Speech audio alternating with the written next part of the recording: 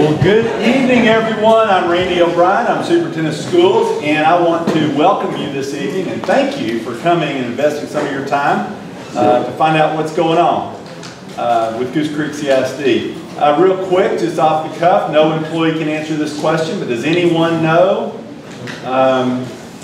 when Goose Creek CISD was formed? No employees? 99 years ago, coming up on a 100-year celebration next school year, 1919. So, I'm not going to take us back to 1919, okay? I promise we're not going to go there tonight. But just to sort of let you know the layout for this evening, I'm going to just say welcome, and I'm going to let the experts come up here and talk about the real stuff. But I would say this, that over time, since 1919, Goose Creek CISD has developed plans and programs and put them into place so that we have a district-wide consistency with what we do. We try to do that with curriculum instruction, we do it with finance, we do it with systems in place that are what helps us keep ourselves accountable. Anyway, with the bond, it's no different. It's developed over a 100-year time. How do we do this? How can we do it better? And that's sort of what we're going to talk about a little bit tonight. But just for track record, there's usually two reasons for having a bond. One of them is growth. You have more students than your buildings can contain. And the other would be that your buildings are falling down. Those are the two general reasons that you would call for a bond to build facilities going forward. So we'll talk about that a little bit as we go on through the night. But I just wanted to recap that in the past, what Goose Creek has developed and put into place, what we have today is probably improved. For example, in years past, there may have been a team of executives at central office that just made the decisions and presented it to the board, and the board approved, potentially. As we grew and got larger and more structured and more facilities, we invited the community in. And the community sat in those. They're called Citizens Facility Planning Committee meetings.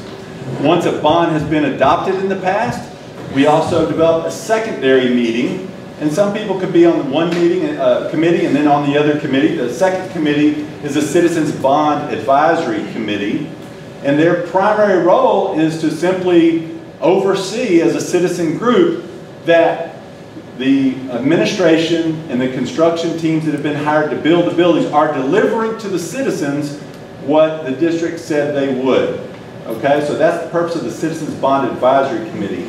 The Citizens Facility Planning Committee is the committee that meets in advance of a bond to consider and look and determine what are these needs. Is it growth? Is a building falling down? What do we need? So that committee hears that mostly.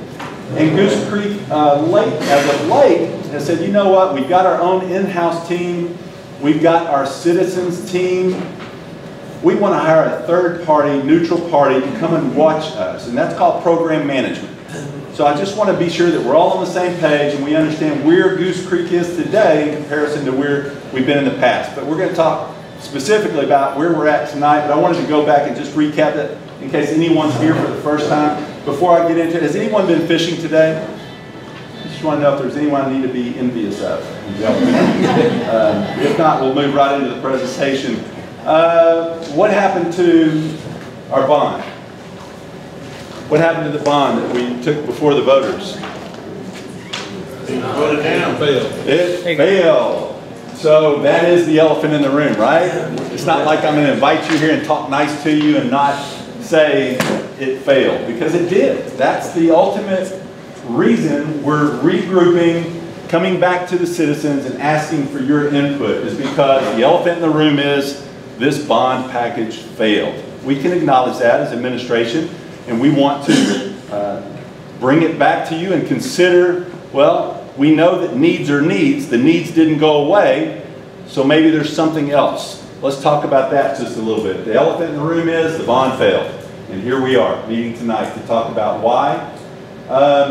In essence, Proposition 1 was everything except the multi-purpose center, and Proposition B was the multi-purpose center. So if you do your math here, Prop A will show you about a 55 to 45% failure.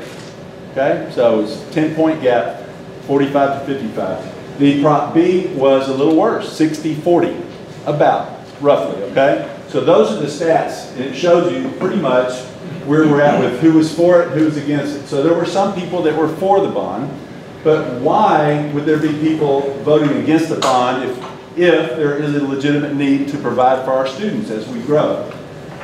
So here's the question that we have before us tonight. And I really, like I said, the experts are coming on in a minute.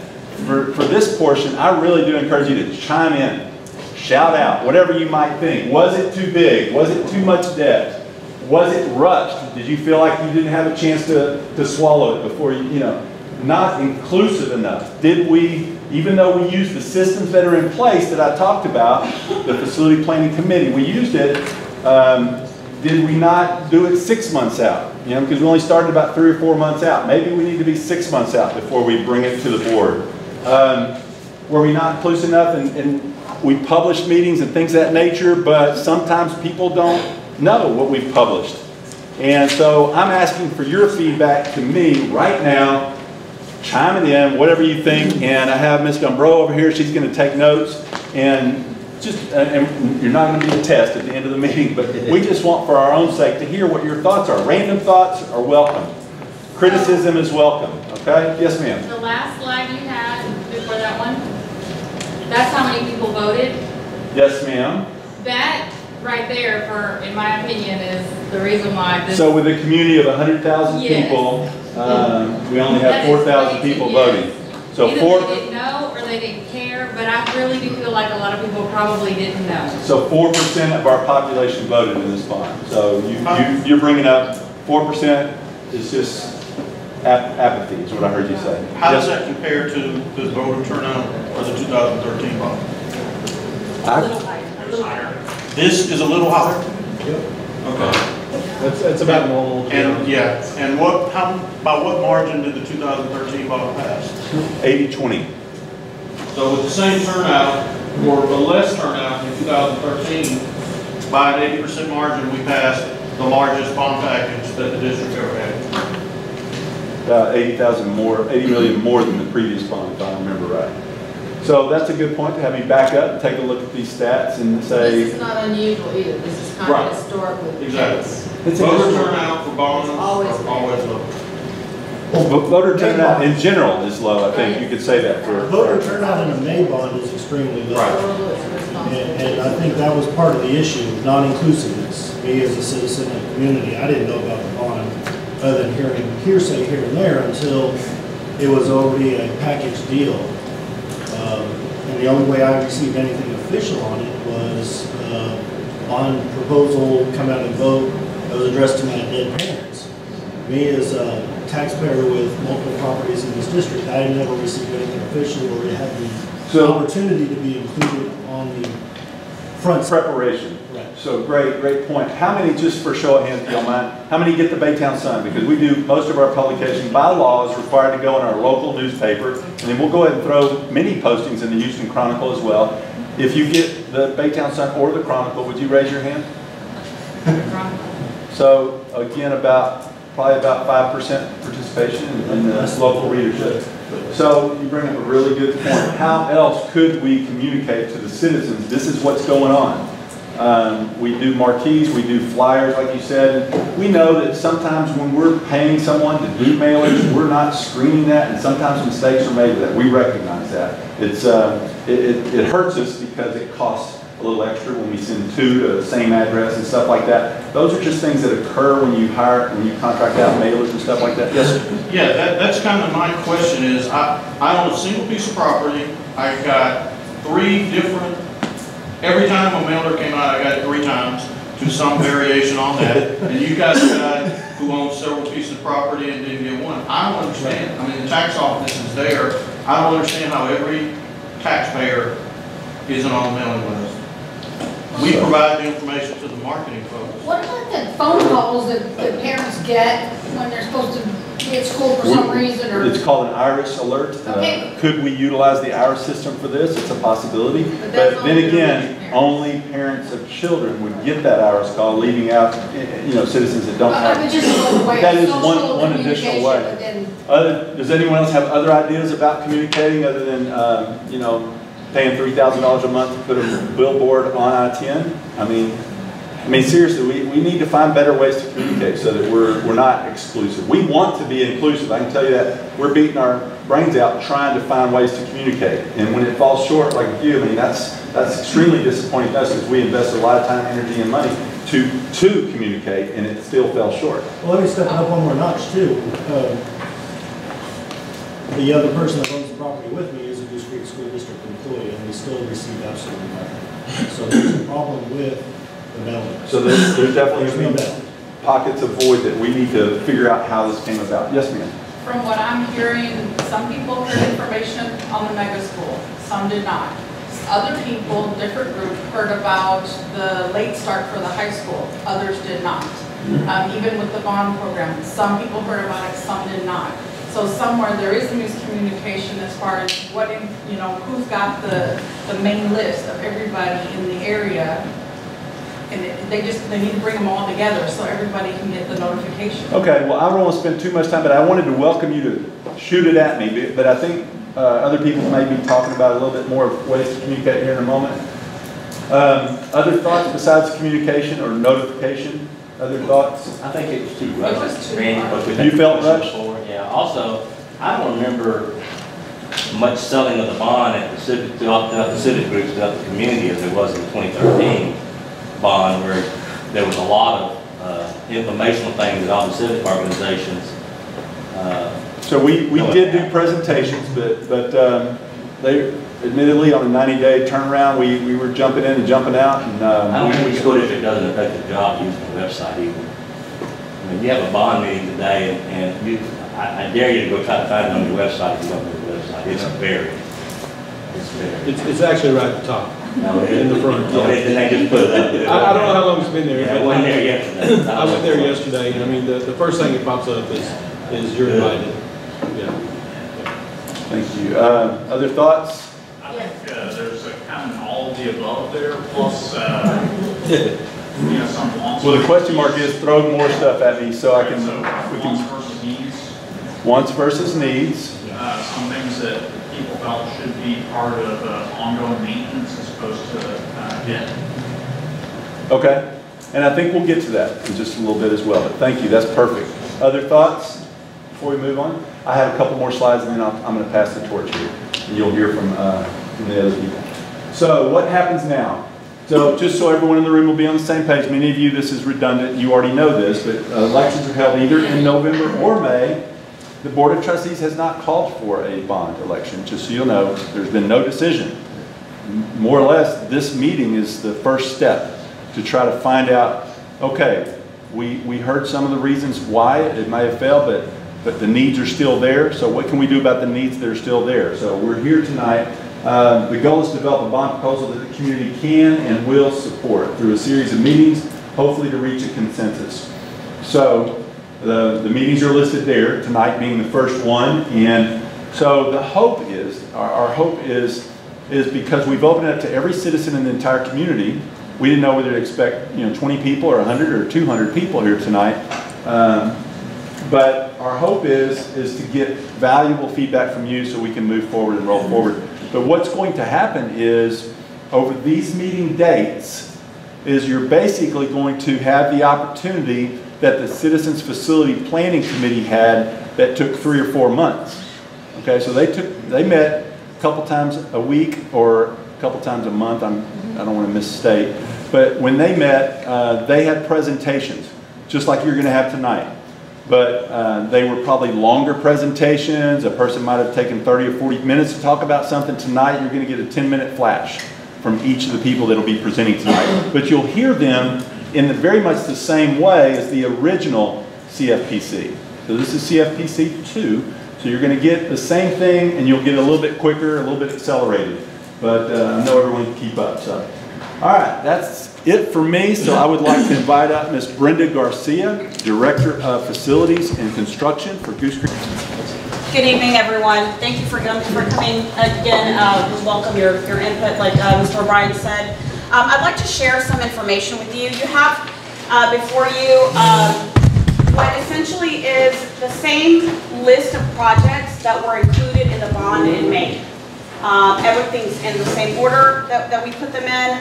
Right now, they're not a priority or anything like that. You'll notice that the document does say draft because what comes from our meetings together is what will be the final proposal if there ends up being one coming from this committee. I'd like to explain a little bit about what's different on this document. So you see the blue items there. The blue items designate something's changed for that project since May. Many of you may be familiar with some portion of construction, and that means things change very quickly. Here we are months later, and some things have changed, and so we've gone ahead and addressed that in this document. I want to point out a couple of items just for reference of what I'm talking about. If you look at item number 35, I think it's on the back of the second page maybe.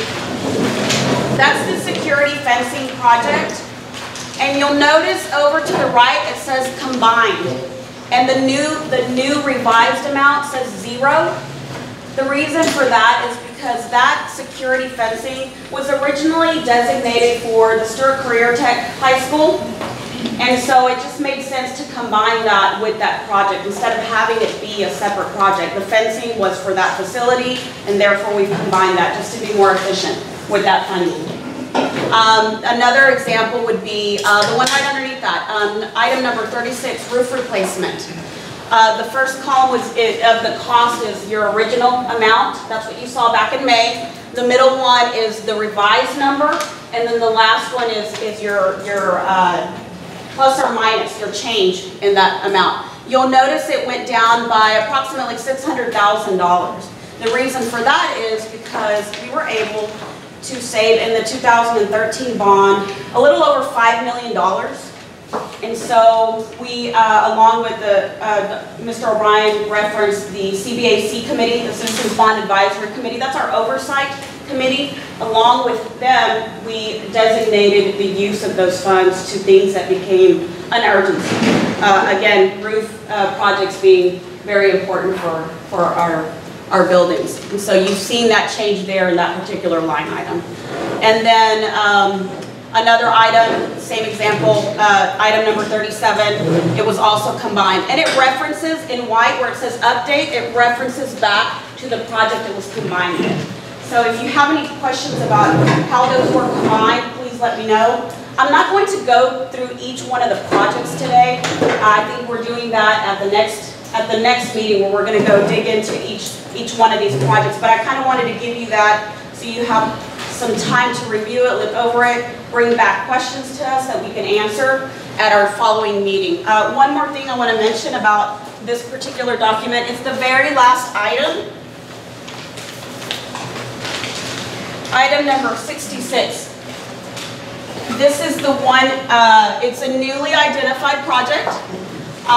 We wanted to take this opportunity and go ahead and let you know about this project. It is for equity for the Fine Arts Department. And I believe Mr. Philip Morgan will talk a little bit more about his needs there for that project. So that is the only project that you did not see in the May election. Other than that, every item is listed the same. Are there any questions about this document? I think we can go into our presentations, and I'll be around if you have any questions after. Bernie, I think you're...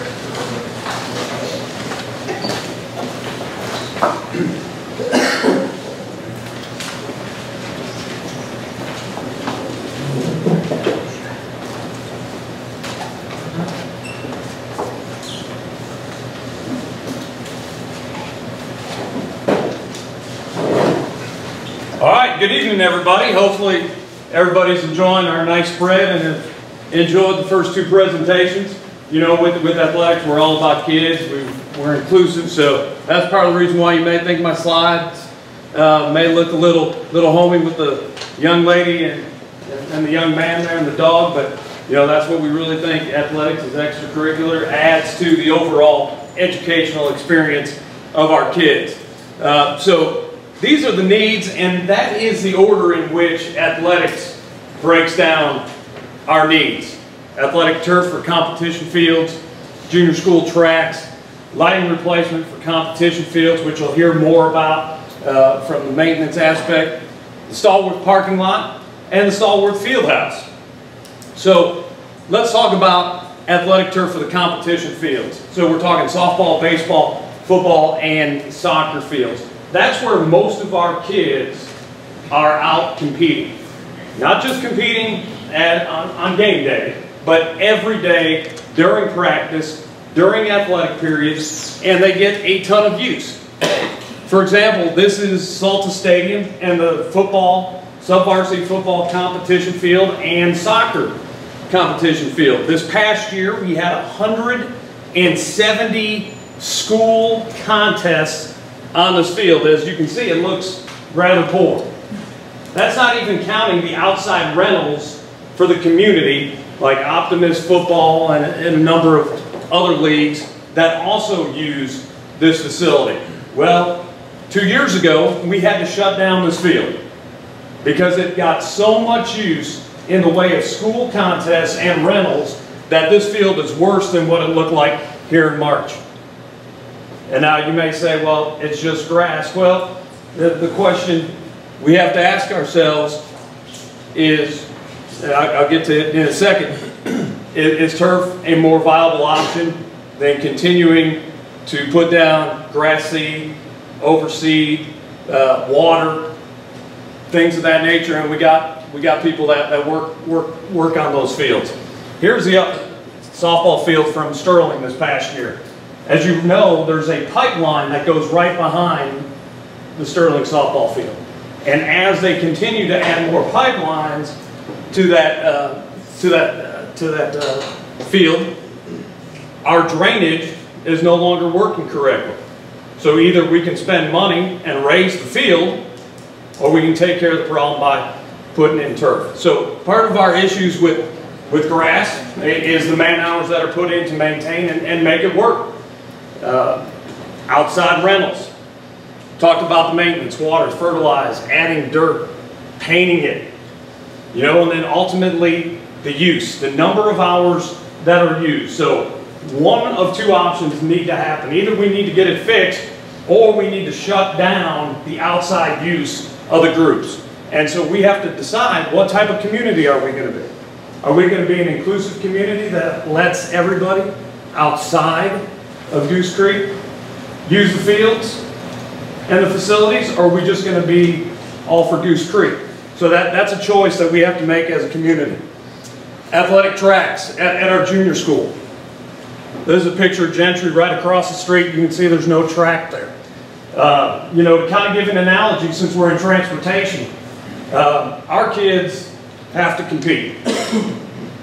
They have contests against other school districts in track meets.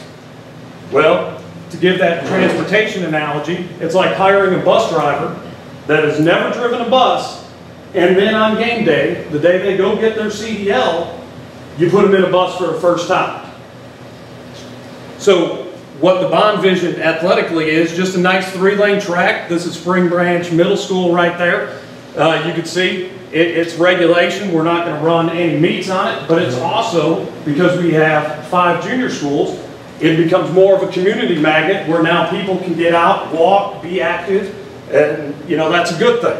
You might be saying, well, you know, Dr. Mulvaney, what about triple jump, long jump? Well, that's a nice thing about the setup on either end of the track. Can't really see it behind that tree over there.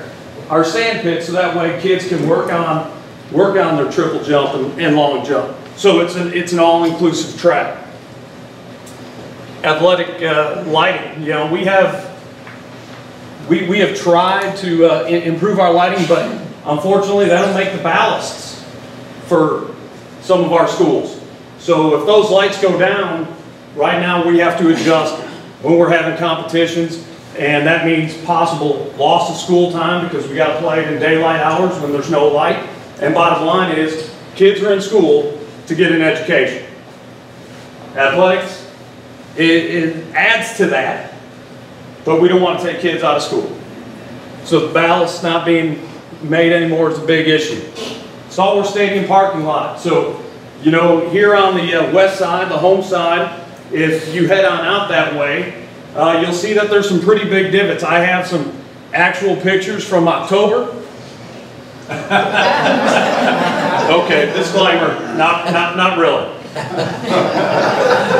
But I mean, there are some divots. I would have to ask Mr. Minyard, our Director of Operations, how much money he spends on caliche to fill in all those ruts that are over there on the home side. And now the crazy thing is, our visitor side, if we move one row of buses, has better parking than our own home fans. So again, we got to ask ourselves, who should be getting the better parking spots? Our visitors, which we want to be nice visitors, but come on now, this is for the people of Baytown. And then finally, you know, a field house. The reason why this one's last is because this one doesn't affect as many kids. Now granted, we're going to have dressing rooms in the whole 9 yards. That's the bond vision, where there's a second floor where we can have Days of Vala Elementary Night, where we can highlight the achievements of those youngsters and get them fired up about playing, you know, not just athletics, but seeing the drill team, seeing the band, seeing the cheerleaders. We want to make Stallworth a more inclusive environment where people just don't think it's football. Because when you really think about a football game, it's a community event with everything I described. You got JROTC, you know, presenting the colors. You got your band. You got a mini band competition, and you know, the nice thing that we would do with that is when, you know, Mr. Morgan brings his band competitions in, you know, he can really sell out those spots as well. So this isn't just an athletic thing. This is a Goose Creek thing. So with that being said, I was told I got 5 minutes, so I'm running out of time. I appreciate you being here. What questions do you have for me? How many junior highs have tracks? 0. So what we do right now, which costs the district money, is we bus them 2 to 3 times a week to one of the high schools. And so then that makes the high school coaches adjust their schedule so they don't get in their work. Yes, ma'am? The parking lot for Stallworth Stadium, some places is bad, but with the problems that was having, didn't the insurance take care of the replacement and repaving? Well, it's not paved. There's no insurance on the parking lot? No, the parking lot is not paved. As for the insurance, I wouldn't know anything about that. The insurance is crushed concrete, caliche, mixed, and has never been paid.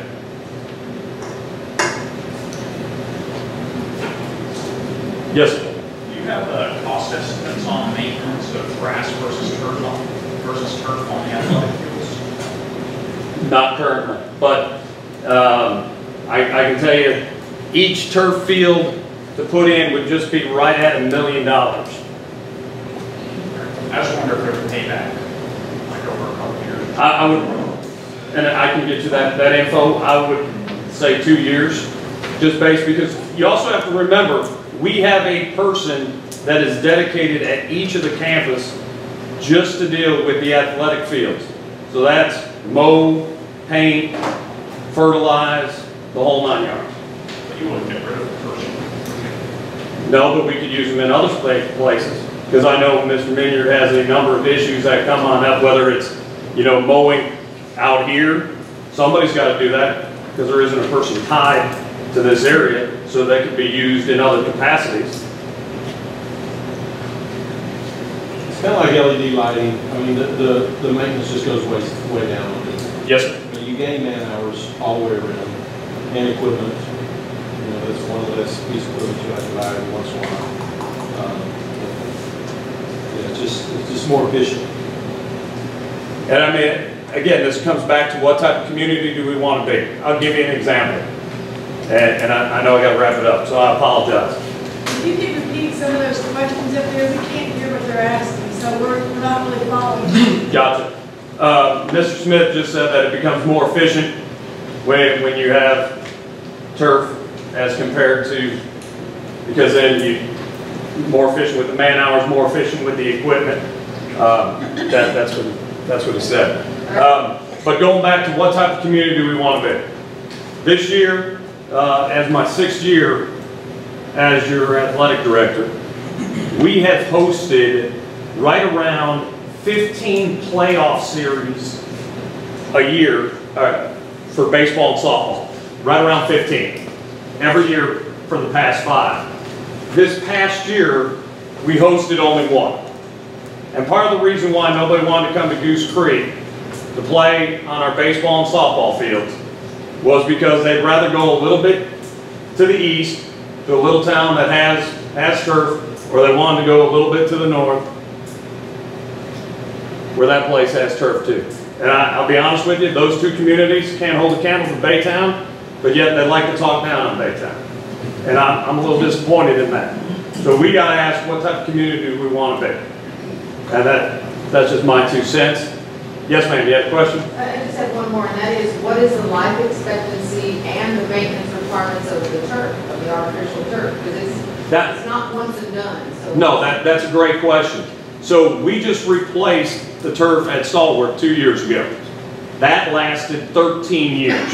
Now, the average expectancy that the turf companies put out is 10 years. However, if you groom it correctly, if you make sure that you have maintenance, and that would be, I'd be making sure my coaches take care of this, that we do everything correctly, we would extend that life for as long as humanly possible. Okay, so it's not, I mean, it's not maintenance free, so we're not talking about heavy maintenance on natural grass versus no maintenance on turf. Correct.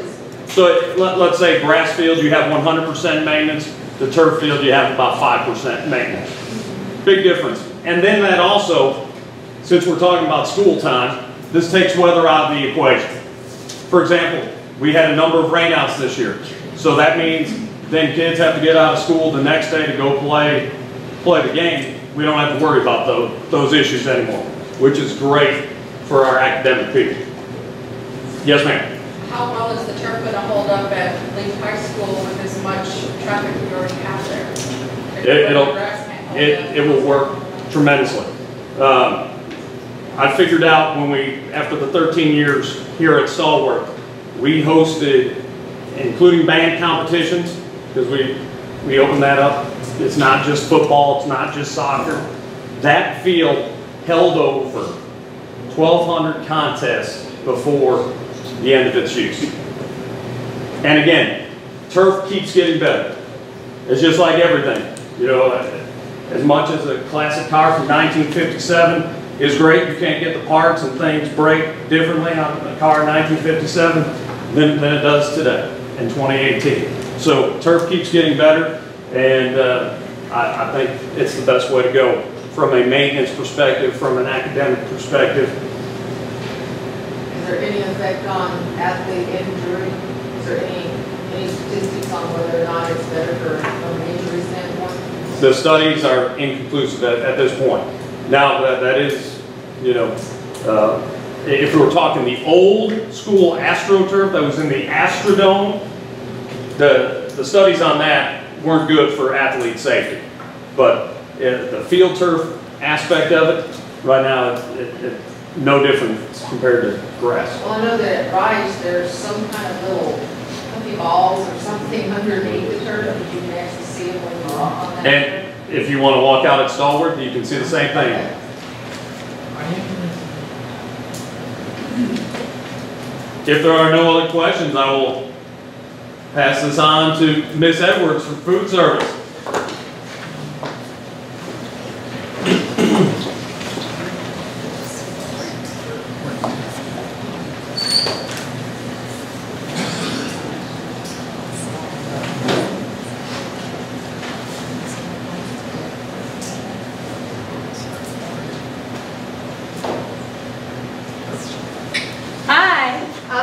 Edwards, like you said before, I'm the food service director, so we feed the children, and we also benefit from bond projects. So Our department actually earns money because we are regulated by the Texas Department of Agriculture, and we receive funds for feeding the children. Our major expenses are food, labor, direct costs are like paper plates, trays, and labor again. So we serve almost 30,000 meals every day. That includes breakfast, lunch, after-school meals. We also manage the catering department. We do concessions at stall work and summer feeding. So in our kitchens, these are just rough estimates. We have over 75 serving lines, milk boxes. All the kitchens have walk-in coolers, freezers, mixers, ovens, stoves, steamers, vent hood systems, and washers and dryers. So, it's hard to hear me. Would you like me to back up? Does anybody need to agree? I'm good? Okay, thank you. So upgrades again are crucial to our operation. One, safety is a top priority for our kids and our staff. Some of the older equipment, as it gets older and used, becomes unsafe. We're also looking at new and improved equipment to improve flavor and expand food choices for the kids. As you know, we have a lot of regulations. We can no longer deep fry food. A lot of our foods have to be baked, so we're always looking for equipment that makes the food taste better for the students and keep up with current food trends. Our kids really like made-to-order stations, and we try to do that in all of our junior and high schools. And also to prevent loss of food due to equipment failure. Some of the older walk-ins and freezers do go down just from age, wear and tear, and we purchase nearly $5 million or over $5 million worth of food every school year. And some of our older campuses, we have lists, which Brenda talked about before, some of our priorities of things that new serving lines, expanded facilities to make it better for our staffs and our students. That's all I have. Does anyone have any questions? Why do we have urgent needs at Goose Creek Memorial and some of the newer facilities that were just recently built? Well, as we do build-to-order stations, if you've ever been to Goose Creek Memorial, beautiful, but we have a lot of things set on the side so that we can make deli sandwiches where the kid can actually tell us down the line what they want. And they like pasta and stir fry where they tell them I want this kind of pasta, this kind of sauce. So we've added some stations to accommodate that. We've added a coffee bar, so as different demands or the students want different things, we have to continue to add on to the facilities.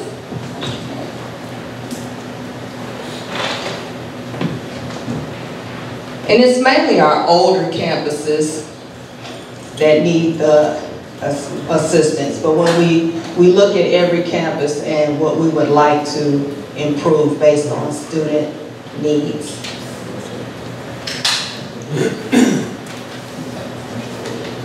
Thank you.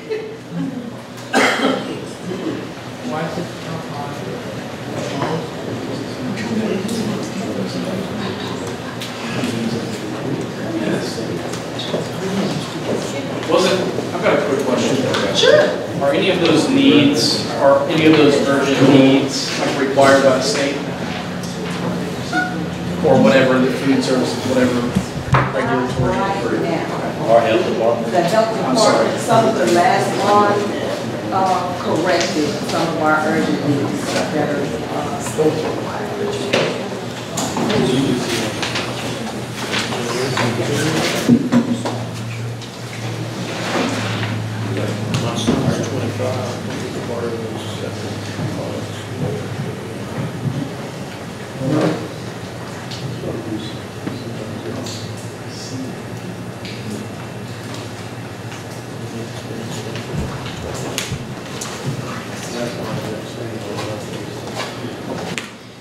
Okay, my name is Brenda Garcia again, and this is Charlie Miller. He's the Director of Maintenance.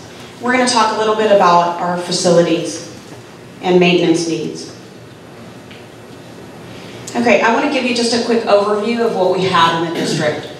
We've got 7 high schools. Every time I see that, it's just shocking to me. I'm from Baytown, I'm a Sterling grad, and I remember it was just me and Sterling back in the day. So when I see that, it's a little shocking, but we've got Impact now, we've got Stir Career Tech High School, Peter Highland, we've got a lot of new campuses. And then we have 5 junior schools, 16 elementary schools, and then 6 different sites for auxiliary buildings. And you can see there the total square footage for each one of those areas. And I've also included the square footage per student, about 221 square feet per student at the high schools, then 160 for the junior schools, and 128 for the elementary schools. The age of our facilities. This is just a quick overview. It's three of our high schools are newer campuses, 0 to 10 years old. And then it goes on to 5 elementary schools and our auxiliary buildings. So you can see we've got a lot of newer campuses, but we do have some that are up in age. They're above 20 years old. We've got quite a few here at one of our junior schools, 7 of our elementary schools, 2 junior schools, 3 elementary schools at 30 to 40 years old, and over 40 years old, 3 high schools, and 2 of our auxiliary buildings. So in the planning and construction department, mostly what we do is manage the bond. And so what we've been busy doing for the past 5 years is managing the 2013 bond. And it's been very successful. We've managed $267 million bond. It will be completed on time and with approximately a savings of over $5 million. I mentioned that earlier where we were able to capture some of that savings and do some of the projects that we had anticipated we were needing for a future bond. We're actually in the process of working on those projects currently this summer. That work has begun already.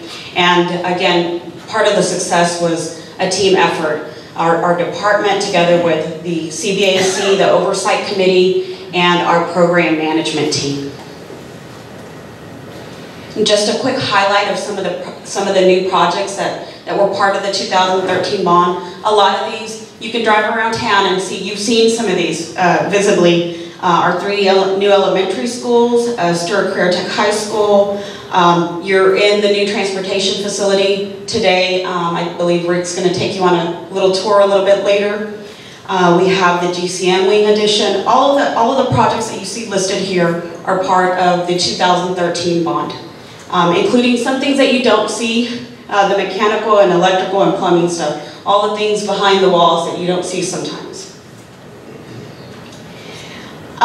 So when we talk about construction, obviously cost is a very important factor when we talk about construction. When we talk about it, you think of just the construction cost, but what sometimes people forget, there's an operation cost to everything for the maintenance of the facility, the utilities that are involved in the facility. And so my part is here, the construction part here. Once we're done with the warranty phase, we turn that over to Charlie's department. He takes over the facilities, and that's where all of our utility costs begin. That's our operation cost. And the maintenance, the grounds work that happens. And all the way until decommission. We don't tend to do that a lot around here. We like to extend the life of our buildings as long as possible. I'm going to turn it over to Charlie, and he's going to talk a little bit more about the maintenance aspect. All right. What I want to do is I want to kind of give you an insight of what maintenance has to take care of daily. And I'm going to start in the first screen. On site, that's outside the buildings. We have everything that we take care of, parking lots, maintenance and operations both. We have drainage issues that we take care of. We take care of sidewalks. Parking lots, we're constantly in process of striping parking lots and fire lanes and taking care of those. For some reason, red paint doesn't stay red very long. It starts to turn pink after about 1.5 years. And the fire marshals tend to don't like that very much. So we have to constantly go through and repaint and do all of this. So that's one of the things that keeps on going. Landscaping. We have to maintain our fire hydrants. Even though that the city has them on our side of the thing, once they're on our property as a commercial, entity, we have to take care of the fire hydrants. And that's making sure that they get inspected, make sure that everything's okay with them, that they're functioning properly. So if there is a fire, the fire department has something where they can draw water from. Exterior, we have our guys who take care of roofs, glazing, which is glass, painting. Painting is a nightmare on taking care of buildings. We're working on trying to get our building rotation for painting every 7 years. We're not even close to that yet. If you look at buildings and things like that, just to paint an elementary school is about $128,000 inside. And for a company to come in and paint that. Junior highs and high schools, some of the high schools are above $200,000. And these are things that have to be done we try to get on at least a 7-year rotation. So there's a lot of things that have to go on. Our guys, I've got a painting crew. We go in and take care of when teachers leave and a new teacher comes in. We come in and paint classrooms and take care of things like that the principals need to try to get their campuses looking good. Touch-up painting, things like that. Then we get, and that's on the exterior. We got the roofs. Roof maintenance we take care of, and you're looking at maintaining it. We have to go through and seal areas that need to be sealed. We have to repair minor leaks and stuff like that. We have a crew that does that. And then there's the replacement, and we'll get onto that in the other screen. Interior painting, what I was talking about, we have a lot of painting to do. Flooring, VCT tile, things like that, carpet, all that stuff has to be replaced because it wears out, it cracks. There's things like that. Classrooms and offices, we do painting in those. Acoustical ceiling replacement. The ceiling tiles and stuff, we've got a lot of buildings that got the older tiles, which is a 2x4 size, and they tend, if you walk through some of the schools, you see how they sag because of the humidity and the things of the age, and that's a big cost that we spend every year to take care of. The MEP part, that's a mechanical, which is air conditioning, electrical, and plumbing. We have to take care of all that. We've got 4.3 million square feet of buildings to take care of, with 53 technicians altogether, and that's HVAC, that's including HVAC and all. And then we also have our BAS system, which is our automated controls for the air conditioning. And then we go on to we have 2 guys that take care of all the kitchen equipment for Miss Natalie, and do the repairs for things like that, and they take care of the ice machines. And then we have various inspections. You wouldn't believe the nightmare of inspections that we have to have through our district.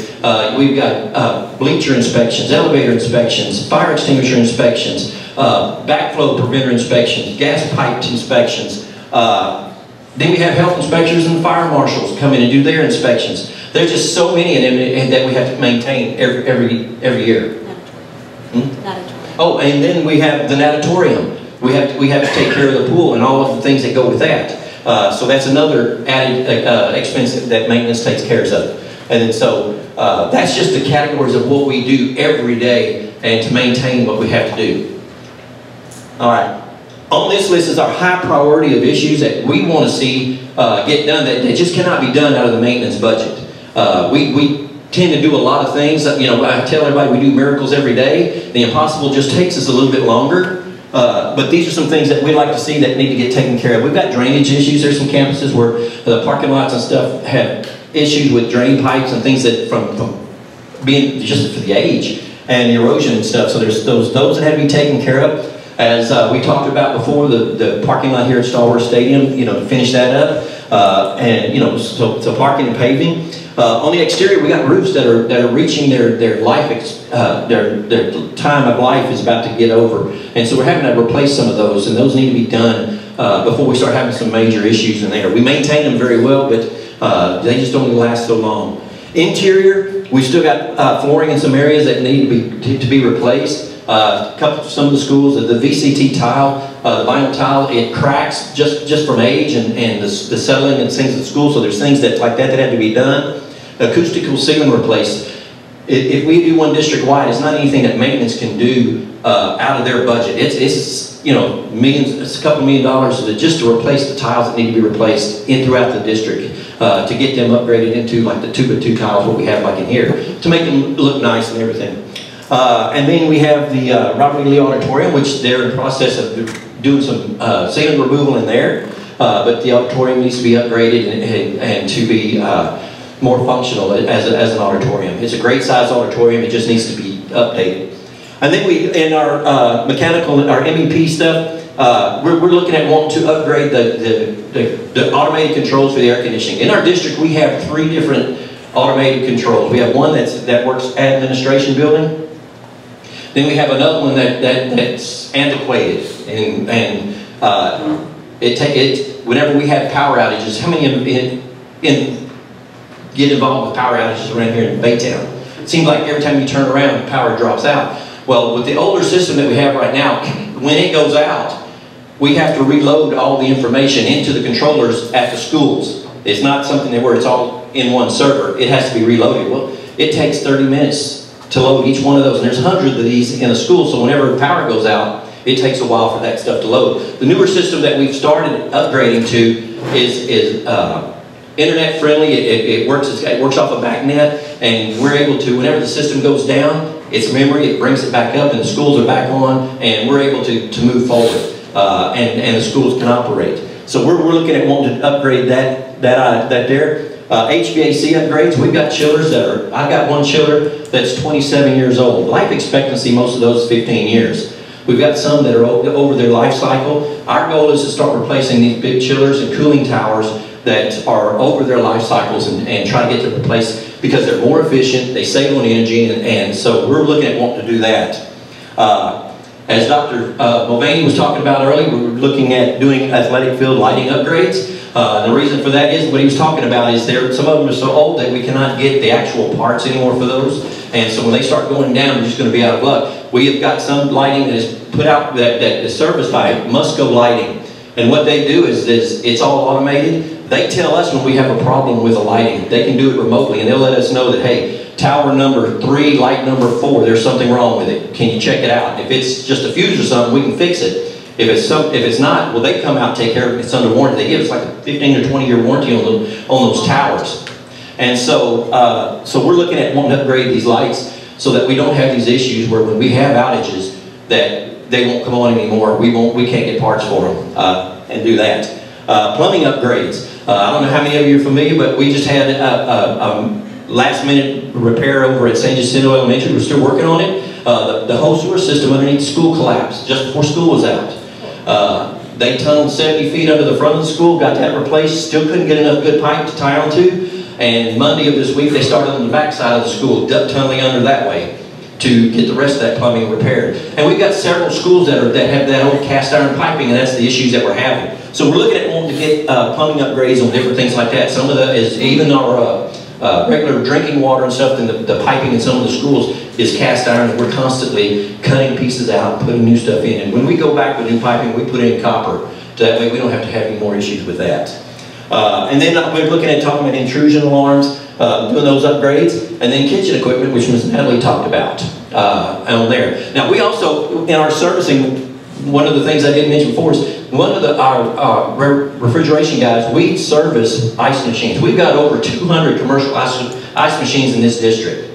And so that's a ton of work for one person to go through to do. If you count all the refrigerators and the countertop ice machines, there's over 300 throughout the district. And we have to maintain them. We got to keep the slime out of the ice machines to make the health departments happy. So we have to take care of all of that. So we're always looking for new ways to be able to do that. And so we're looking at the different things for kitchens and ice machines and all of that. Any questions?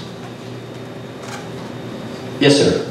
Charlie, you talked about the sewer failure at San Jacinto Elementary. Yes, sir. On this bond package, replacement for San Jacinto was $26 million. How much has the district spent on maintenance at San Jacinto over the last 48 months? Well, and I'll address that because I went back into there because it showed that we spent $35 million over the last 48 months, and there was a typo in the entry. And I went back, but we still, even over that 4-year period, was over $300,000 just for that building to maintain keeping it up. And that's not counting the money that we spent on the roof, and the money that we're spending on the sewer, replacing sewer lines. We're spending $85,000 just to replace the sewer line underneath that building for a building that's 40 years old. And so we have, that school is at a point where it really needs to be replaced. And if we say keep it, we just need to use it in a lighter function than what it is. It has its age and the things that are on there cannot hold that capacity of people and that much usage daily of what it's going through. And I don't think you really answered judge's question.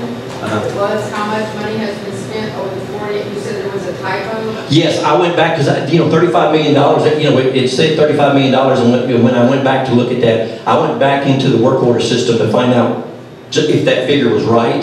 And what had happened was the person that was doing all the entries on the work order system had put in the date in the area with the labor for a job, and it created a big amount on there. And so I just wanted to make sure that our figures were right. And when I found that, when I run the report, I didn't get a chance to go over it as much as to catch that, and I would have caught it. But we still have a big expense where we're spending money on that school daily just to keep it up. So bottom line, what was the number? Right at $300,000.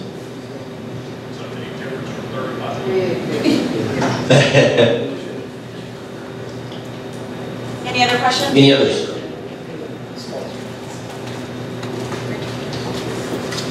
All right, thank you.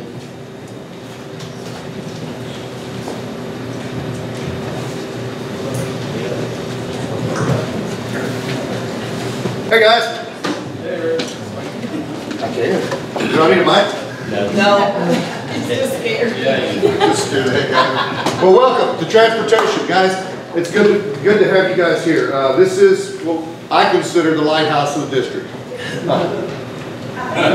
Switch and let Melissa. Okay, we're going to switch and let Melissa, the other lighthouse of the district, come up, where the learning happens. We're reordering just a little bit. We're going to see that. Yes.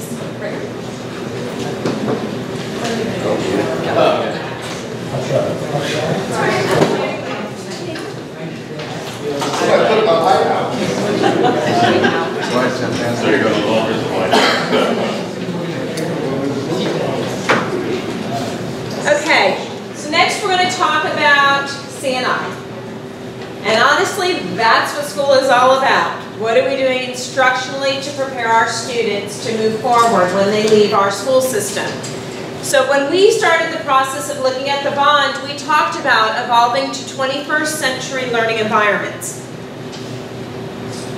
So one of the things that we focus on as an instructional team is aligning the decisions that we make to our mission, our vision, and our core values.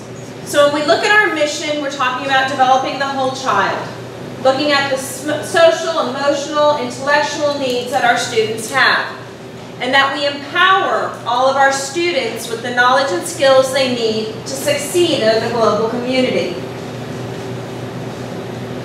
So Brenda went over this information, but these are the campuses that we work with. We have children on every single site that we want to make sure that we provide the highest quality education for our children. On that previous slide, what does DAEP stand for? That's our alternative education campus. So we have students that are assigned there for a period of time, and then they go back to their home campus. So when Brenda was talking about 7 high schools, that includes 3 comprehensive high schools. We've got 2 early college high schools. We have an alternative campus, Peter E. Highland, and then our DAEP services junior high and high school students. One of the other pieces of information that we shared with the committee that was working on the bond is the accomplishments that we've achieved here in the district. Those celebrations of opportunities that we've provided our students to be able to excel and be celebrated in their strengths that they bring. And I'm not going to read through all of those, but you can find them on our website.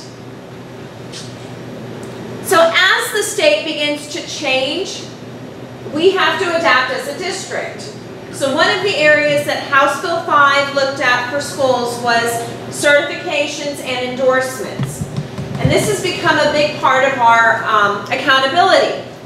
So as we provide opportunities for our students to graduate from high school with a certification, we needed to adjust what was happening inside our classrooms. And so as you can see, from 2009 to 2010 to 2016-2017, we went from 40 certifications to almost 1,300. But that goes back to providing the curriculum, the materials, the resources to give our students the opportunity to be successful.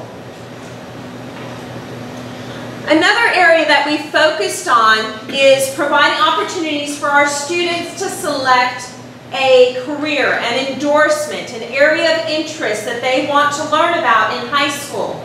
And so we started to provide academies for our students. And as you can see, in 2014-2015, we had 3 academies. Again, starting with a freshman cohort of students.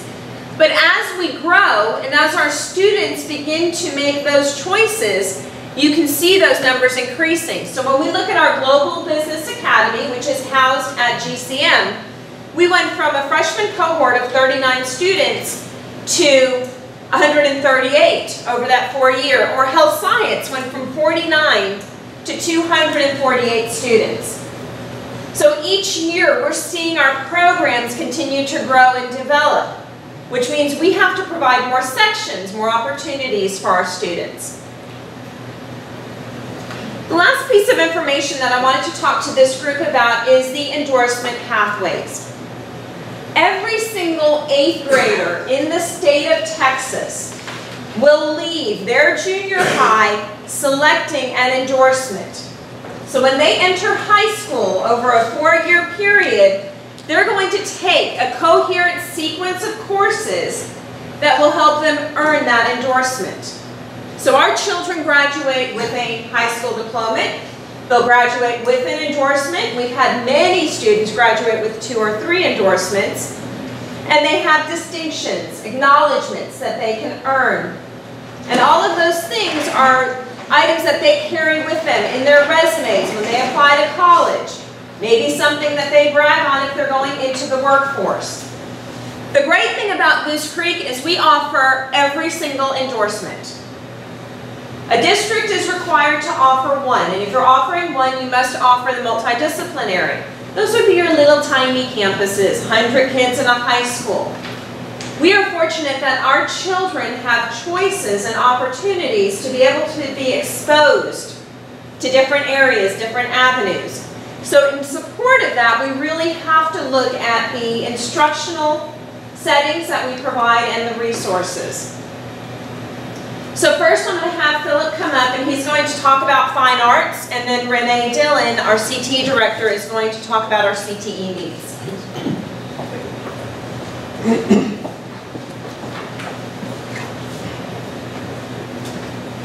I'm going to cheat and use the microphone if that's okay. Not that I can't project with a theater degree, but it is important. So I was actually off today. Today's one of my non-duty vacation days, so we went to the Build-A-Bear Pay Your Age thing today. Anybody familiar? So there's a company called Build-A-Bear. If you've ever been to a mall in the United States, now you know we're on the same page. Today was Pay Your Age. So our 2-year-old was excited that she got to pay her age and go get a teddy bear. Now we're sneaky parents, so we didn't actually tell her what was going to happen on our way to Build-A-Bear. We just told her we're going on an adventure. So Stella was excited. And then we got to the Bayberg Mall and we realized that the line for the Build-A-Bear literally was around the mall. So we went to Gloria's and ate Mexican food, and she loved the adventure of the bubbles at the end.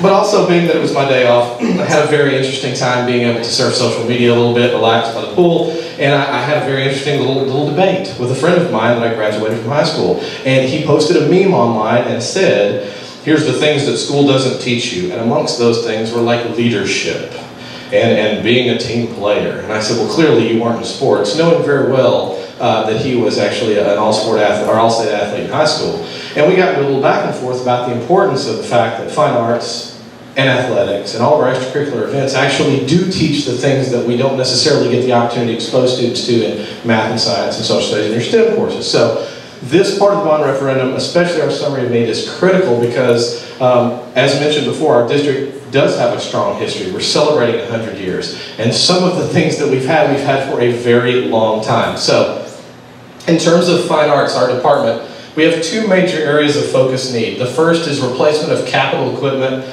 specifically in terms of musical instruments. And I'm going to give you kind of a little bit of a background, because if you haven't been in the market to buy a tuba lately, or possibly you have no clue how much a marimba costs nowadays, I'm going to give you a little Build-A-Bear lesson. So the second thing is addition of our facilities and space for capital improvement and equity. We have some campuses, especially at the high school level, that simply do not have equitable fine arts spaces. They don't have the space on. It would be simply like not having a band hall. Thank goodness we do have band halls, but there are some areas of our fine arts that we don't have those, so the bond will include expansion for capital improvement. Yeah, there we go. Click forward, there we go. So the first thing, area one of equipment and instruments would be elementary and secondary music. This includes, and I did want to make sure that this is on there too, this includes elementary music, our foundation music, K-5 all the way up, orchestra, band, and choir in high school. This includes capital and mid-range musical equipment, replacements that are vitally needed to the tune of band to about $2.34 million, and orchestra to about $338,000. And that's not necessarily because if someone asked me, wow, that's a lot less for orchestra than band. Well, one, we have a lot more students enrolled in band, and two, when I show you the cost of some of the equipment to operate a band and maintain it at a high level, Dr. Mulvaney mentioned a minute ago being competitive. We have bands in Goose Creek. We have very good band directors. We've had very good band instructors and choir instructors and theater instructors for years, but after a while, there's only so many F1 race car races that you can win if you don't upgrade your car. And unfortunately, in the fine arts world and in athletics, sometimes upgrading that car is expensive. And as the crew chief, I have to keep us on pace with that. It's also for the purchase of some things called acoustic reflector shells for our auditorium, which are about $20,000, and a seated choir riser system for Robert E. Lee High School, which if you've not been involved or seen choir, we'll show you a picture of that a minute ago. But it's basically the thing that students stand on that elevate the different voices so they can sing around one another and out to the audience. It also includes orphan percussion instrument sets and purchases for our elementary campuses to the tune of about $84,000 so that they all have equitable music hardware to be able to play so that those students aren't getting it at one campus and not getting it at the next campus. As far as elementary and secondary visual arts, for those of you who've been to the administration building in Goose Creek the last couple of years, we celebrate two major events during the year. The first is the Rodeo Art Contest, and you get to come to the admin building, and if you have not, I invite you to come out and see it. Dr. Duarte and Mr. O'Brien, they come out there as well with us, and they celebrate students, and we get to see the artwork. But one thing that we do need to do is replace our display boards for Rodeo Art, because they're from about 1974. And they're great, sturdy artboards, as you can tell, because it's 2018 and they're still there. But we also do a Youth Art Month celebration and other district art showcases, and those display pro panels are about $25,000. Additionally, we want to put some kilns, art tables in schools within our school campuses. That way we have access to kilns so that we can, as we mentioned in the facility a minute ago, actually glaze pottery. What a novel idea in art in 2018. We want to be able to give them something other than just paper and pencil and colored pencils. We want to be able to do some glazing work and potentially down the road possibly do some metal work as well for our visual art students. We had lots of students take our AP art exam this year, and we have a lot of students who are qualifying for state and visual arts. So we want to be able to not only whet that appetite, but be able to actually feed the excelling student in visual arts as well. For secondary theater arts, we want to replace the consoles and transition to LED energy efficient fixtures for junior high and high school auditoriums. This was mentioned a minute ago with athletics as well, so I'll just ping off what Dr. Mulvaney said. Just to put it plainly, some of the lighting that's in our auditoriums is becoming old and it's becoming outdated. We installed them some 10, 20, 30, 40 years ago. And Sterling, if you've ever been there, I know some of you have been there many times, those ellipsoidal lights simply don't have parts anymore. They're falling apart, and the lights aren't actually falling apart, but when they do go out and the actual light element inside the light goes out, we can't go order a new light. We have to go order a different light and an LED system. The only problem is that LED doesn't operate off the same power structure that our transition old lights operate off of. We have to put LED relays in those auditoriums. The good thing about the LED is it's built out of a diode, which means it lives probably longer than I will. And if the light goes out, we just replace the actual element inside the light, not the actual unit itself. So it's cost up front, but what it does is it saves us a lot of money in the upfront in terms of our energy costs as we start to replace these. And again, it gives us better lighting, because 10, 20 years ago, LED lighting in the theater was kind of not strong. Now it's very lumen effective and it looks really good. Our total request for this section is $3.32 million. And just in case you're wondering, wow, that's a $3.32 million chunk of money, the student impact it will have is about 87% of our students are impacted here. About 20,326 students are enrolled in some type of music, visual arts, band, choir, theater, drill team, cheerleading. This will affect all of them. And it will benefit not only us, but when I talk about the auditorium replacements, please keep in mind that as much as I would love to say the auditorium is just ours, our principals will be quick to remind you that it's not just ours. They host faculty meetings in there, they host teacher meetings, they host professional development. So this is a benefit not only to the fine arts program, but on those campuses where we replace those things, the campus students and staff and faculty will benefit from this greatly. Just in case you haven't been in the market for fine arts instrumentation lately, a high school level tuba will run you anywhere between $8,500 and $11,000. You can get more expensive than that if you'd like to, but that's kind of the general wheelhouse. A good high school level bassoon is between $700 and $9,500. That's one bassoon. That doesn't outfit all of our high schools. And then your high school level marimba, if you want to go to a synthetic, and if I'm speaking Greek, forgive me, but you have real wooden marimbas, and then you have synthetic marimbas that you can take outside. I guess you take both of them outside, but I would get my hand slapped by every band director in this district, and I'd slap myself for taking a real marimba outside. But they're anywhere between $10,000 and $16,000, so a pretty decent car for the cost of a marimba. As we look at this, the reason that this is so important, not only to myself, but also to the students and directors in our district, is that we are competing in this NASCAR race of band. And right now we are trying as best we can to replace the instrumentation that we have. And there are people in this very room who I know have directed band and can attest to this, that we are still playing catch up too. The hard part about this is we still have to compete against Pearland and Channelview and North Shore, and they replace these things. They've been doing it for the last 25 years. I've been very blessed and thankful that Dr. Duarte and Mr. O'Brien have been supportive of us to start increasing our capital outlay purchases to do it. But especially the need of the bond is the fact that it's almost like giving yourself a shot of antibiotic if you've got a really bad infection. Well, we've been trying for years, I'm sure, before I was even here and before they were even here, to replace that instrumentation. But we're at a point now where trying to chip it off as a part of the rock is not going to work effectively. We really need a good supplement to be able to replace our instrumentation to be able to move forward. Also, the acoustical shell I talked about, it's over there on your left. The acoustical shell runs anywhere between $19,000 and $25,000 a set, and those are the actual shell, the white part here that is, let's see if the laser works. Yeah, this is the white part behind it. And then the choir risers are about $16,000. Depending on what style of winger riser that you get, but this is a typical choir setup, but the shells are used for all musical.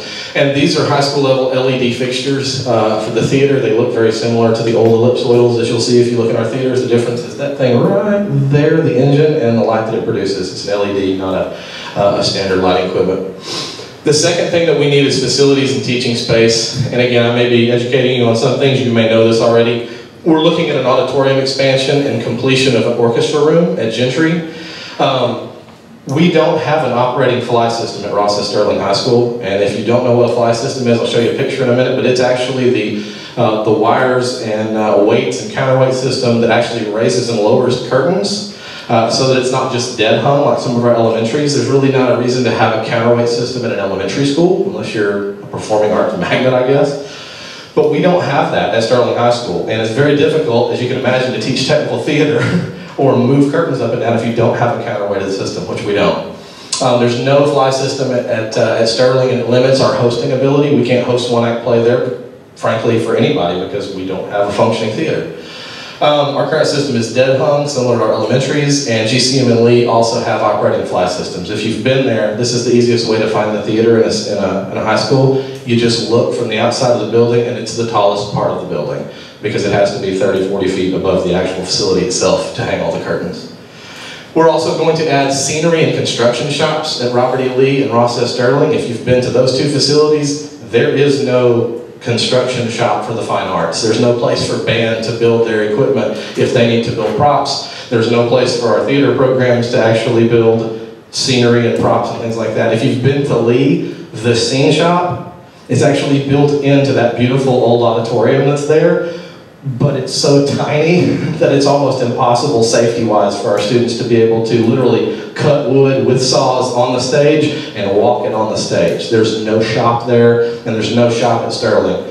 We've actually gone back and forth a little bit with our partners. There's a church that runs out of there too. And they were a little bit disappointed, saying, wow, you don't have a lot of space to move things. How do you do shows?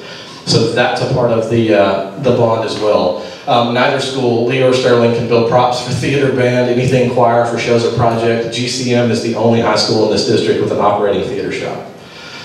It's also very difficult for our technical theater and design students to actually have limited space and safely achieve their TEKS in technical theater. It's a little bit difficult to teach technical theater without a shop. So this will be part of the expansion. And the final thing goes to Gentry Junior School.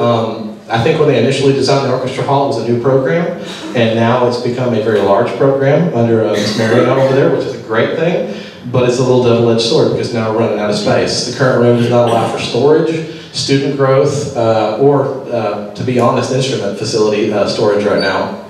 And this redesigned expansion will allow other fine arts programs such as band, on the other end, and choir as well, to stretch a little bit with usable floor space and square footage there, so that'll help us out quite a bit. And this request is the new one that you saw at the very end that Ms. Garcia added that was number 66, I believe, at the very end, and it's 10.25 million. So the student impact here, it looks a little bit smaller, but again, you're talking about 3 campuses. You're talking about Sterling, Lee specifically, and Gentry. So this is a fly rigging system. If you've never seen one before, it's kind of the looking down onto the stage floor, and this is the actual pulley system that runs through, and this is the counterweights. Again, we do not have this at Sterling. We do not have this at, we do have this at Sterling, we do not have it at Sterling, we do have it at GCM and Robert E. Lee. And this is the scenery construction shop. I believe this one's in Atascocita, and you can see just the large room and space they have there for saws. It keeps dust and glitter, Lord forbid, and everything else that you don't want on the stage floor in the scene shop, so you don't have to bring those things on. Plus it allows us, again, like Dr. Mulvaney said, to be able to host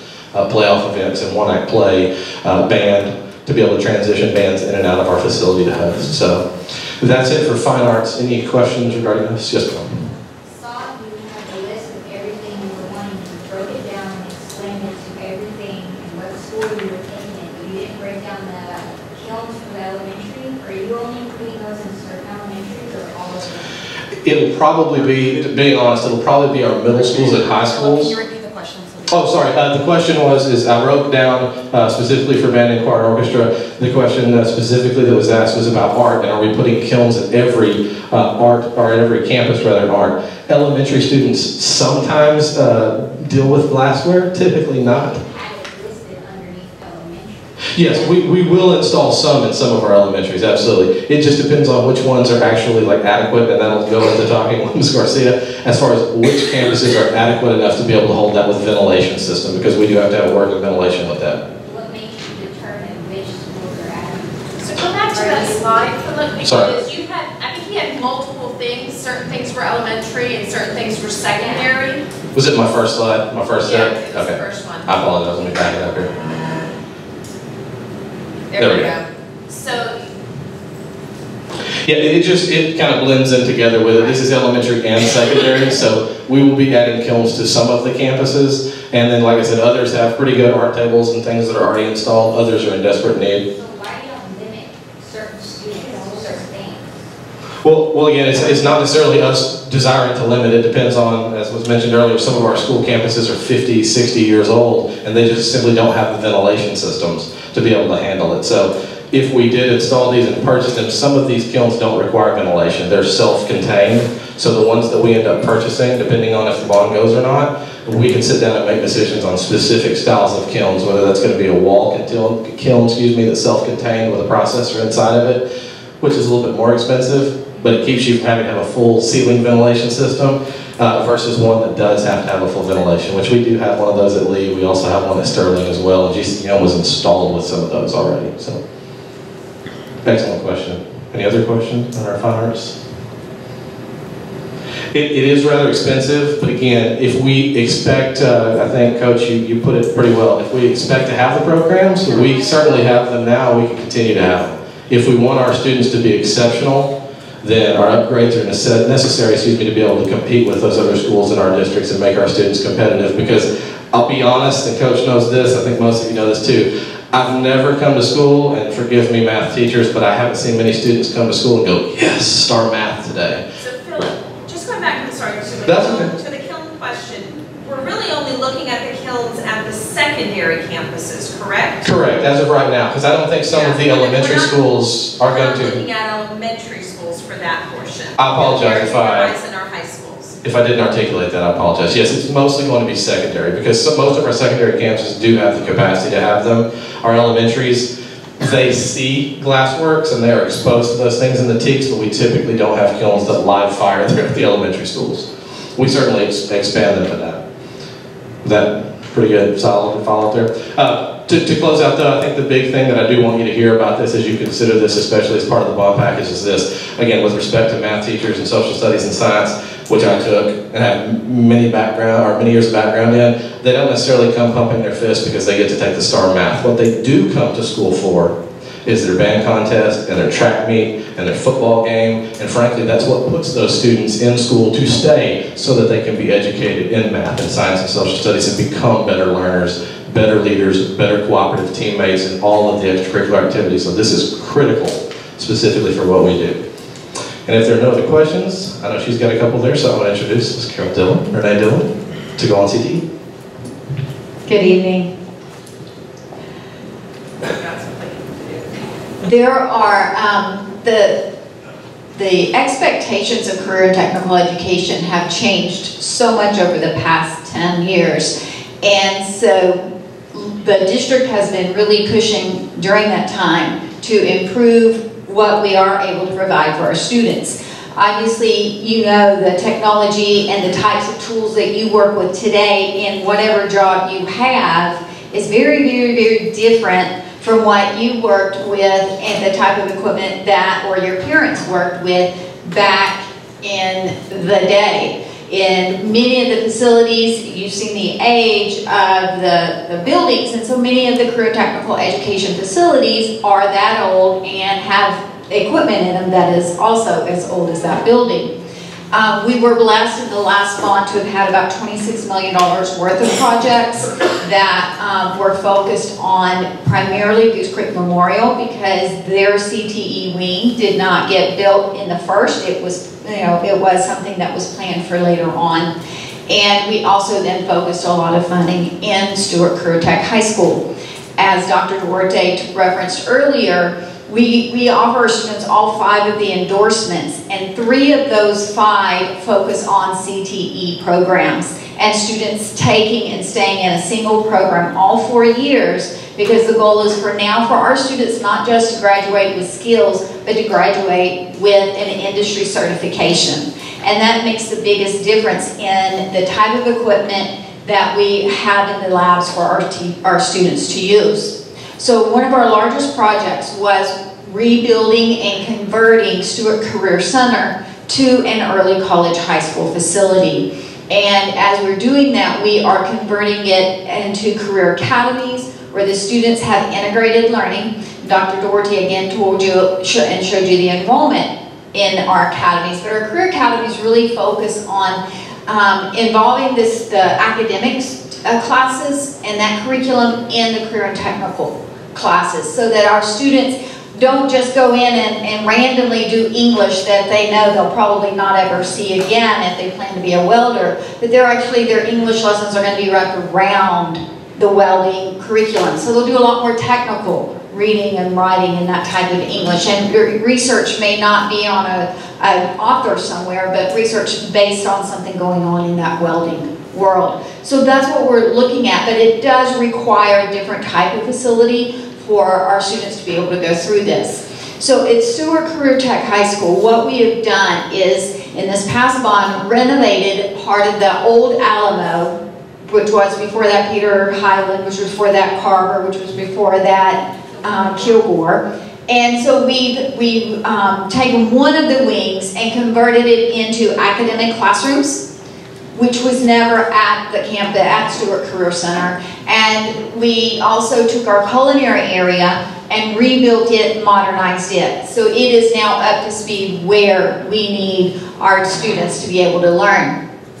We also went in and took the welding and the pipe fitting labs and renovated those spaces for the students to have the electrical requirements even, and new welding machines. Because again, a 40-year-old building, our welding machines were 40 years old as well, and certainly not ones that our students would be going out and using today.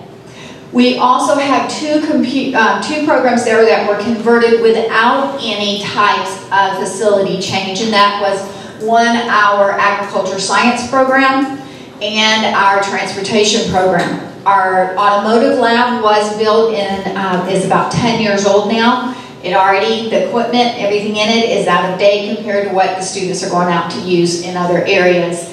Our collision repair is so old it still has the pull chains that attach in the floor to straighten frames rather than the frame machines that are used in industry today.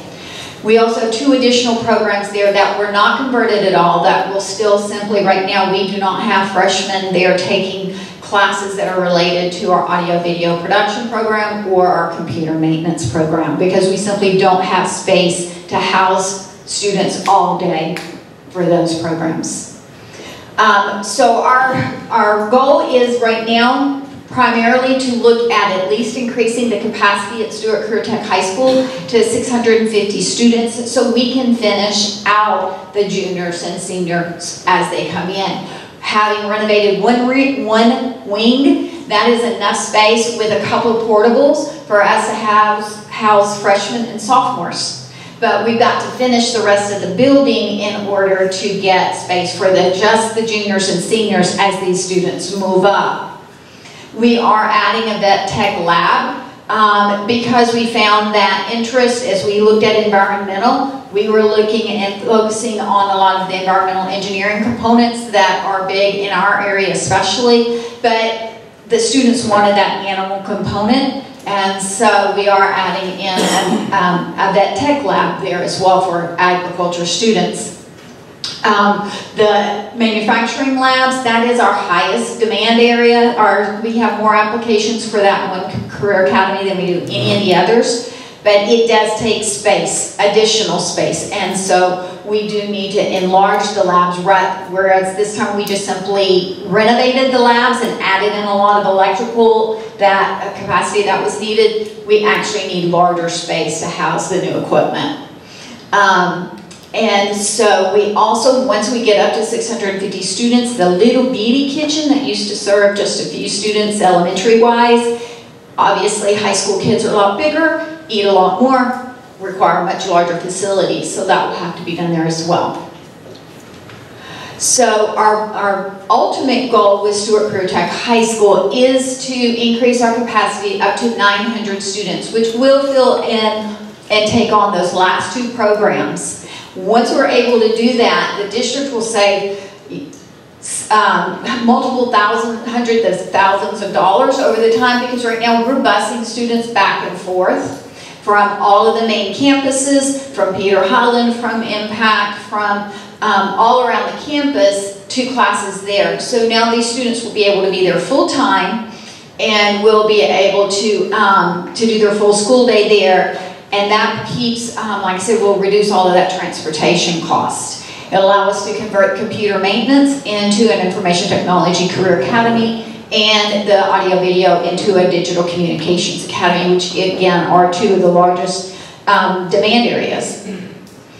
Doing that is, well, here robotics team, I know you've heard a lot about our robotics team. They've been very successful over the few years, but they don't have a permanent place to actually be able to practice. They do take dedicated space as part of our STEM Academy at Lee High School. And part of our this last bond, we did give them dedicated workspace, because when they have everything out to build their robot, it has to be in a dedicated space. We can't say, okay, one class period here, you build it, and then the next someone else comes in and they start doing other projects. So they have some dedicated space, but it does not have, you can see the size of the fields that they do the robot challenges on. And it's basically gym size. So they have to have a place, because just as they talked about with the junior school track fields, if they've never been able to really out and run it and practice on a regular basis on a practice field, when they go out and compete against the other school districts, they're just behind the rest of them. And so we do have a practice field for the students included. The conversion from Stewart Career Center to Career Tech High School does mean some programs that are on the main campuses are going to have to be revamped and improved, because simply the students aren't going to be leaving to come to Stewart Career Tech. Our construction labs at Lee High School and especially at Sterling High School, very, very old, very, very antiquated. We have been purchasing equipment, but we're purchasing daily, equipment that's not the heavy duty industrial use. We've just been replacing it with what you buy at Lowe's, which you can imagine if students are using it all day long, every day, they get a lot of use, it wears out. Safety is an issue. All of our labs were built, again, back in the 60s and 70s. Funding was very different, and typically there are only about 10 kids in any of these classes at one point in time.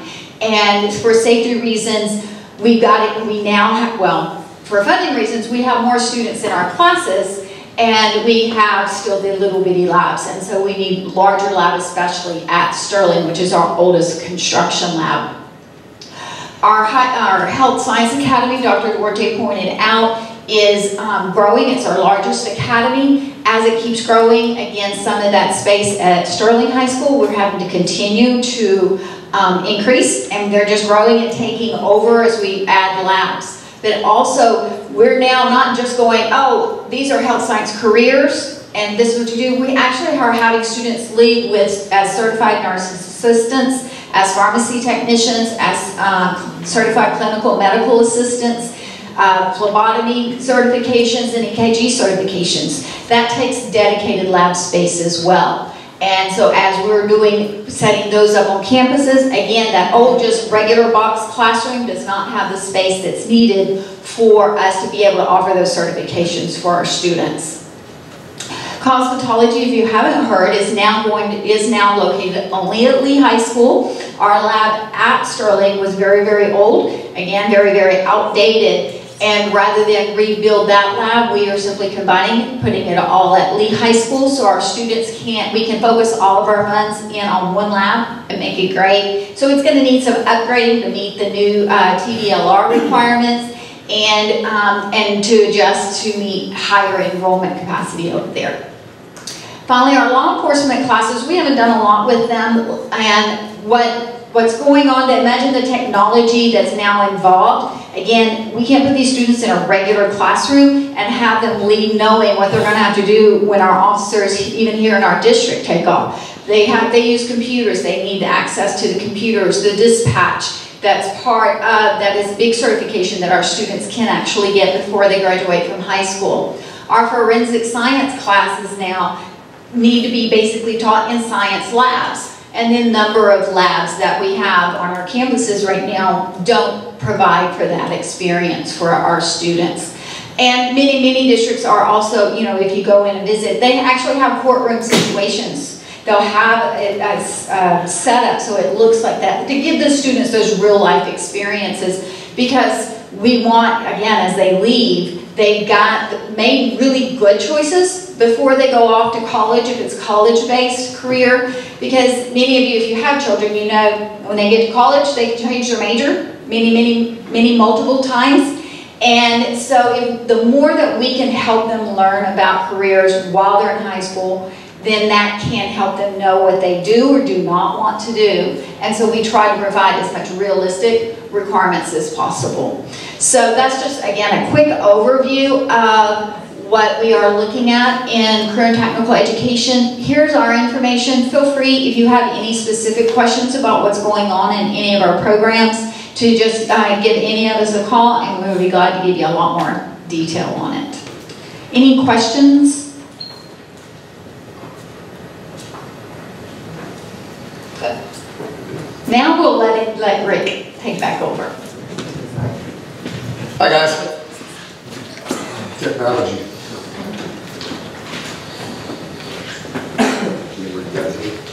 Yes.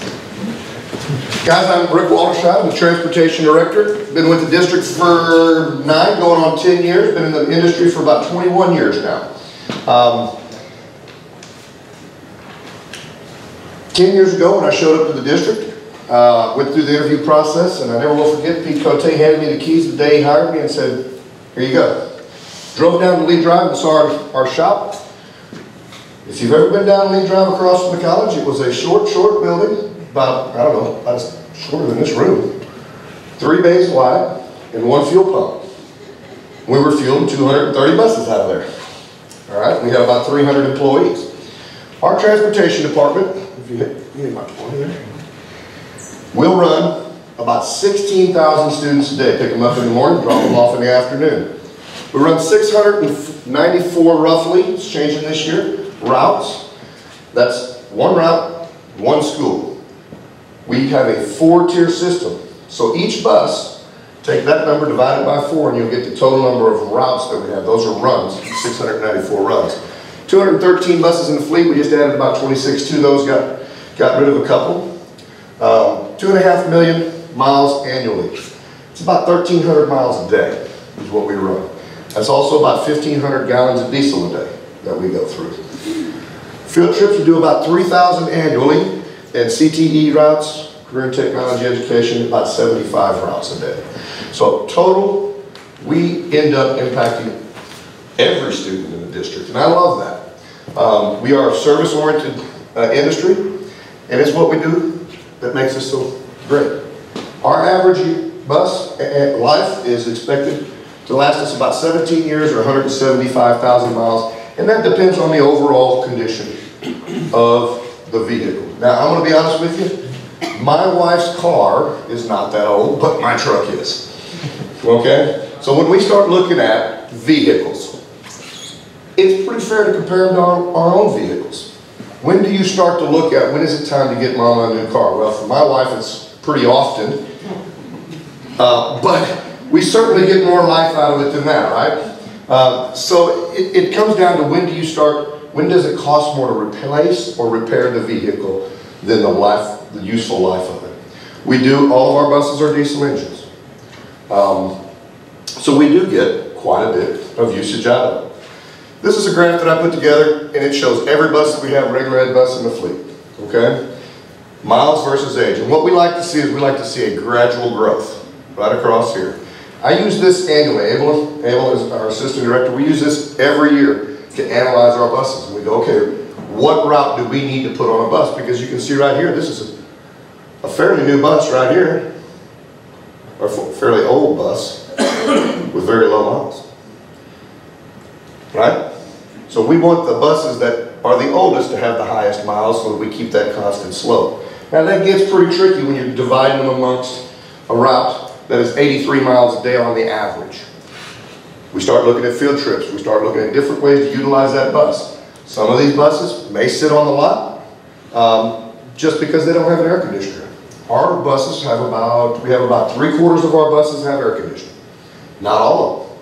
Air conditioning really didn't get hot, that's a bad pun, but didn't get widely used in the industry till about 10 years ago. So that's where you start to see the buses get used more and more because our clientele, which is our parents, our students, even our drivers are saying, I want an air-conditioned bus, I want an air-conditioned bus. And one of the hardest things we have to do is say who gets it and who doesn't, right? The other thing that's brand new on the market is seat belts, right? So we also have the buses that go the furthest. We have a certain number of seatbelt buses on the field trips, and we make sure that those buses that go the furthest or go on the longest field trips are the ones that we utilize as seatbelts. Okay, we even have it in our board policy and our board goals. This is our special ed bus. Our special ed buses run non-stop. If you go all day long in this community, you will hit a bus on every corner, practically, all day long. And that's because that's what the art or the campuses need when we start moving students from one program to the next. We have half-day programs. It is pretty much non-stop. But we do a little bit better job here. As you can see, we're going to the mileage is way out. We're going to run the age on these buses. Long story short, is over the next 5 years, we need to replace $14 million worth of buses. That is including the maintenance. The maintenance on these buses, we have a very aggressive maintenance program. Now that we've got this shop, we've increased that maintenance program because we're able to get the buses in immediately. When we had to take them from this lot all the way to Lee Drive and back, it was difficult to do the maintenance because we couldn't shut down the bus. Now we can pull them straight in here, get them straight back out on the lot, and get them back on the road. We can actually do more with fewer buses today than we did 2-3 years ago, just because of where this facility is and because we're parked where the buses are. Long-range goals. As we increase in technology in our district, as we increase in technology as a society, our constituents, our parents, our community want us to also play a part in that, utilizing that technology. It's not uncommon for me to get a phone call a day when school starts up the first week. How come I can't track my student on the bus? That's the new way. That's the way of the future. That's where we're headed with our industry. Our DVRs, I'll show you a little video here in a second. We bought the first year I was here, we had 14 DVRs for over 100 routes. 14, actually they weren't even DVRs, guys. They were tapes. You put the tape in, you pull the tape out, you go to the office and you put it in, you fast forward and rewind, okay? VHS tapes. That's just been 10 years ago. Now everything is DVRs. We bought all new DVRs the first year I was here. Now they're all 10 years old. And they're outdated. They're gone. So it's time to start replenishing that. Time to start redoing that. Radio trunking system. When we first got here 10 years ago, we used the Nextels, right? You hit the button, it goes blue leap, and you talk.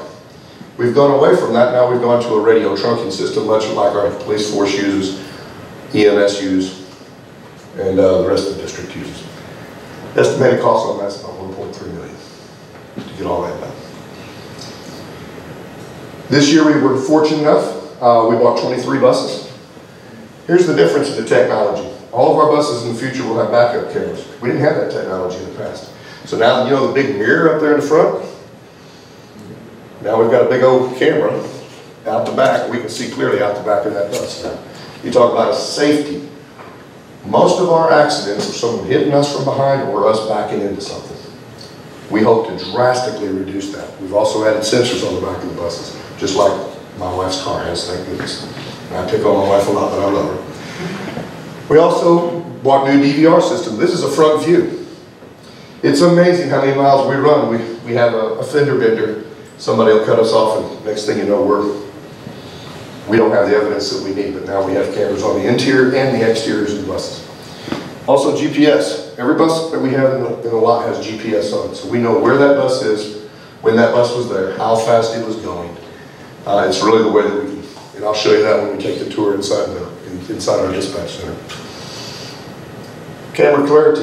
This is internal of the bus. This is a brand new bus that we just got in, I think, last week. Yeah, just about that. We can see literally and zoom in, literally, on live video. School bus video, old versus new, and then we'll do the transportation facility tour. Do you want to show them the camera video? Yeah. He's going to show you 2 little videos. Hopefully he's got it brought up. Right. So there's no students, but this is the old camera. This is what we bought 10 years ago. 3 cameras, and as you can see, it's kind of hard. If you ask the principal, can you pick this kid out? It's kind of difficult way back there in the back. Normally you'd see GPS. This is where our GPS comes in, right up here. I can tell you that bus is in, I don't know, north over there by Baker Avenue. This was actually one of our newer camera systems. I say newer, but it was the newest up till this new version that we just had. We have older models that are not really even viewable, and for student safety, we get a call from a parent, my kid was hit on the bus, and the driver didn't see it. How come the driver didn't do anything? They're driving the school bus trying to make sure your kids are safe. They don't have eyes in the back of their head, even though most of them seem like they do, just like teachers. But when we pull the video, we want to provide that support to the campuses.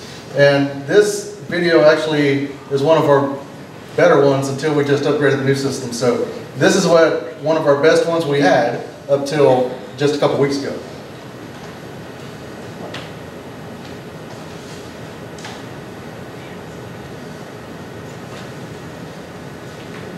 Now, this is what we currently have here. Can you hit play? I can't see it. Still learning it. Right. Literally, this just came in. So I can't see the thing on here, but I don't think I can. All right, well, 6 half a dozen the other. But you can see the clarity is way better on those. And when we're talking about student safety, we want to know where that student gets on and off the bus. When we're talking about Pre-K students, we want to make sure that they get where they're supposed to be. Literally, when I started the district 9 years ago, 10 years ago, more, we had 9,000 bus stops in our school district. At that time, we were transporting 11,000 students. However, at that time, no bus was on time. And that was the most difficult thing to do, was to find the balance between the number of bus stops that you could afford to take and make, and still get the buses on time to school. Pretty simple. In the future, students will get on the bus. We will know when they get on. Parents will get an email or a text saying that they got on the bus. Parents can sign up and get an email and text when they get off the bus. Then they know that their students where they're supposed to be. And if there's something wrong, it'll send them an alert saying they did not get off on the right stop. When we're dealing with 16,000 students, the worst call I get on an annual basis is my child isn't home. And that is the scariest thing I deal with on a daily basis. I'm going to turn it over to Mr. O'Brien. He's going to close it, and then I'd like to take you guys on a tour and tell you about our new building. Well, thank you. Round of applause for all of our speakers tonight. So when we invite the public into our house and have conversations like this, we like to honor your time. We said 6 to 8. We mean 6 to 8. We're wrapping up here about 10 minutes till for the tour. So that's an extension for you. If you would like to stay for the tour, you may. If not, you may exit. But I want to just give a really quick profile on what's coming up, the future meetings.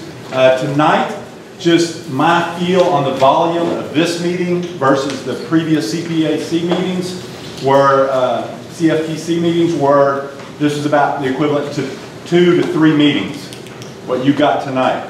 So hence we're only having 4 meetings, so we're going to try to give you all the information we possibly can. Tonight, you sat there politely and listened as we told you a lot of information. The upcoming meetings will be a whole lot more engaging, is my hope. So the next meeting, I believe we're going to talk a lot about finance. We'll have a future meeting that will talk about technology and things of that nature. So we'll break up into groups. You'll have interaction time to talk at your table, and then we'll have feedback, and we will be documenting and recording that so that we can utilize that information going forward, because our job as administration is to present something to the Board of Trustees. So the Board of Trustees will have all the information they possibly can have to make a wise decision moving our school district forward. Does that make sense? So this is, I apologize, it seemed a little long as it went through there, but you got a lot of information tonight, and you'll have that opportunity to process that. In the future meetings, we will break up a little bit more. But at this time, Mr. Walterside is going to lead us on a tour. I think you're going to take us to the offices first, and then if you'd like to hang around, do so. Please stop and get food. You can eat on the way as we go through the tour. Food and drinks, clean that out so we don't have to package it up. Thank y'all so much for coming tonight.